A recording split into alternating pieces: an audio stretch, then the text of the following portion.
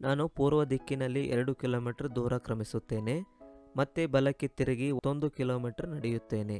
ಹಾಗಾದರೆ ನಾನು ಪ್ರಾರಂಭದ ಬಿಂದುವಿನಿಂದ ಯಾವ ದಿಕ್ಕಿಗೆ ನಿಂತಿದ್ದೇನೆ? ಓಕೆ, ಪೂರ್ವ ದಿಕ್ಕು 2 ಕಿಲೋಮೀಟರ್ ನಡೆಯುತ್ತೇನೆ. 2 ಕಿಲೋಮೀಟರ್. ಓಕೆ, ಅಲ್ಲಿಂದ ಬಲಕ್ಕೆ ಅಂದರೆ ಇದು ಎಡಭಾಗ, ಇದು ಬಲಭಾಗ. ಬಲಕ್ಕೆ ಮತ್ತೊಂದು ಕಿಲೋಮೀಟರ್ ಅಂದರೆ 1 ಕಿಲೋಮೀಟರ್ ಏನು ಮಾಡ್ತೇನೆ? ನಡೆಯುತ್ತೇನೆ.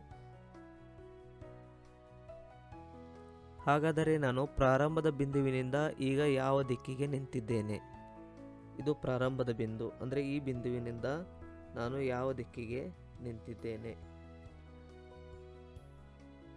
ಇದು ಪೂರ್ವ, ಇದು